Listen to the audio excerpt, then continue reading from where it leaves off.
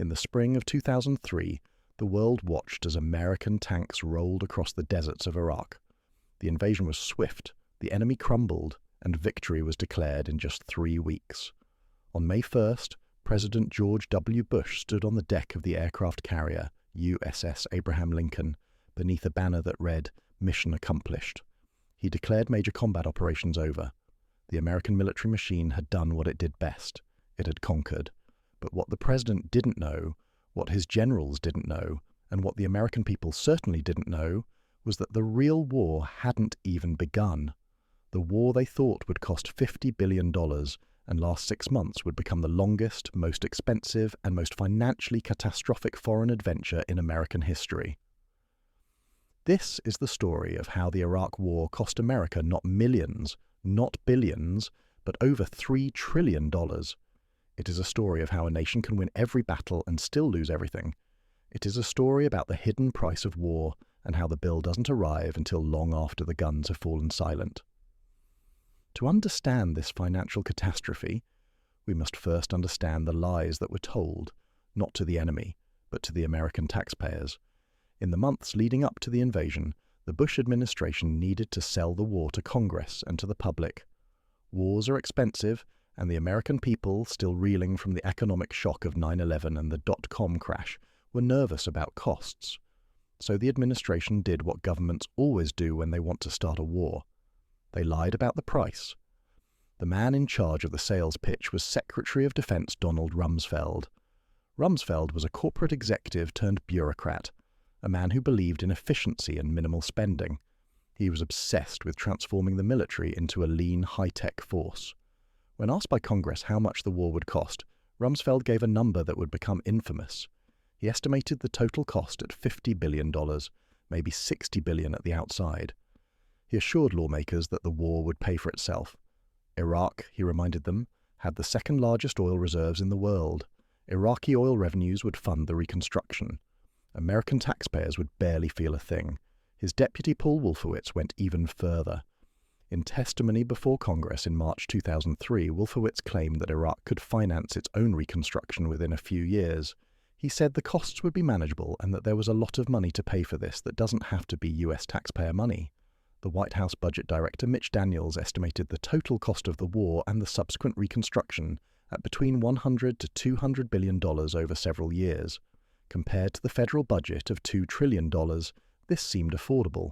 It was sold as a surgical operation. Get in, remove the dictator, install democracy, secure the oil, and get out. Quick and cheap. The American media and much of Congress accepted these numbers without serious scrutiny. There was a national mood of fear and anger after September 11th. The administration had linked Saddam Hussein to terrorism and weapons of mass destruction. There was a hunger for revenge and a desire to project American power. Questioning the costs seemed unpatriotic. The authorization for the use of military force passed the Senate 77 to 23. The money was approved, the bombers took off, and the most expensive mistake in American history began. The initial invasion, the part the Pentagon called shock and awe, actually was relatively cheap. The US military steamrolled the Iraqi army in weeks. Saddam's regime collapsed. The statue in Baghdad fell. The cost of this phase was around $50 billion, right in line with Rumsfeld's prediction. For a brief moment it looked like he had been right, but then came the occupation, and that's where the numbers began to explode. The Pentagon had planned for a war, but it had not planned for a nation-building project. The assumption was that the Iraqi government would remain intact, that the Iraqi army would keep order, and that American troops would be welcomed as liberators. Instead, the Bush administration made 3 catastrophic decisions in the first months after the invasion that guaranteed the war would spiral out of control. The first decision was the disbanding of the Iraqi army. Paul Bremer, the head of the Coalition Provisional Authority, issued an order dissolving the entire Iraqi military. Overnight, 400,000 trained soldiers were put out of work. These men had guns, they knew how to fight, and they were now unemployed and humiliated. Many of them would join the insurgency. The second decision was de-Baathification, the purging of anyone associated with Saddam's Ba'ath Party from government positions. This wasn't just dictators and generals. This included teachers, engineers, bureaucrats, and hospital administrators. The entire administrative structure of the country was gutted. The Iraqi state collapsed. The third decision was the failure to secure the country. Rumsfeld had insisted on a light footprint, sending only 150,000 troops to control a country the size of California, with a population of 25 million.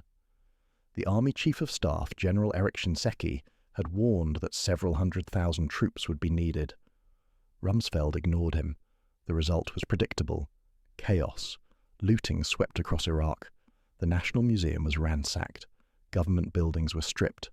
Weapons depots were left unguarded. Insurgents walked in and took millions of tons of ammunition. The country descended into anarchy, and the American military, stretched desperately thin, could do nothing to stop it. The cost began to soar. Every month the war was now costing $5 billion, then $6 billion, then $8 billion. The Department of Defense submitted emergency supplemental budget requests to Congress. These were off-budget expenditures, not counted in the regular defense budget, which meant they added directly to the national debt. Congress approved them without debate. It was wartime. You couldn't be seen as not supporting the troops. But the real costs were hidden. They were buried in bureaucratic language and accounting tricks. The Pentagon didn't count the cost of replacing destroyed equipment. They didn't count the long-term medical cost for wounded soldiers. They didn't count the interest on the borrowed money. They certainly didn't count the economic opportunity cost, the investments in infrastructure and education that America wasn't making because the money was being spent in Baghdad. By 2006, the true scale of the disaster was becoming clear to independent economists. Two researchers, Joseph Stiglitz, a Nobel Prize-winning economist, and Linda Bilmes, a Harvard budget expert, began to calculate the real cost of the war. They looked beyond the Pentagon's official numbers. They included the long-term costs of veteran care, the macroeconomic impact of the war on oil prices and the economy, and the interest on the debt. Their estimate was shocking. They calculated that the war would ultimately cost between $2 and $3 trillion. When they published their findings, they were attacked. Rumsfeld called their numbers wildly exaggerated. Conservative think tanks accused them of anti-war bias. But Stiglitz and Bilmes had done something the Pentagon refused to do. They had counted everything. Let's break down where the money went, because $3 trillion is an incomprehensible number. To understand it, we need to follow the cash. The first and most obvious cost was military operations. Every day the US military burned through hundreds of millions of dollars. The soldiers had to be paid. The fuel for the tanks and helicopters cost a fortune. Every bullet, every bomb, every MRE ration had to be shipped 7,000 miles from the United States to Iraq. The logistics alone were staggering. Then there was the equipment. The deserts and cities of Iraq were hell on machinery. Humvees broke down. Helicopters crashed. Tanks threw tracks. Body armor wore out. The Pentagon was replacing equipment at a rate never seen before. A single Abrams tank cost $6 million. A Black Hawk helicopter cost $20 million. An F-16 fighter jet cost $30 million. Over the course of the war, thousands of vehicles and aircraft were destroyed or worn out and had to be replaced. The total cost of replacing equipment was estimated at over $200 billion. Then came the contractors. This was the first fully privatized war in American history. The Pentagon had outsourced everything from cooking meals to guarding convoys to interrogating prisoners. Companies like Halliburton, KBR, and Blackwater made billions. Halliburton alone received contracts worth over $40 billion. These companies charged the government obscene markups. A gallon of gasoline that cost $2 in Kuwait was billed to the taxpayer at $40 by the time it reached an Iraqi base. Meals that cost $3 to prepare were billed at $28 per soldier. There was no competitive bidding. There was no oversight. Vice President Dick Cheney had been the CEO of Halliburton before entering office, and the company was handed no-bid contracts. It was legalized looting. The Inspector General for Iraq Reconstruction found billions of dollars in waste, fraud, and abuse. Pallets of $100 bills, literally shrink-wrapped bricks of cash, were flown into Iraq and simply disappeared. Over $12 billion in physical currency vanished without a trace. But the real long-term cost was the human one, and this is where the numbers become almost incomprehensible. Over 2 million American soldiers served in Iraq and Afghanistan. Of those, over 32,000 were physically wounded, but the invisible wounds were far more widespread. Studies estimated that over 300,000 veterans suffered from post-traumatic stress disorder or traumatic brain injury. These men and women would need medical care and disability payments for the rest of their lives.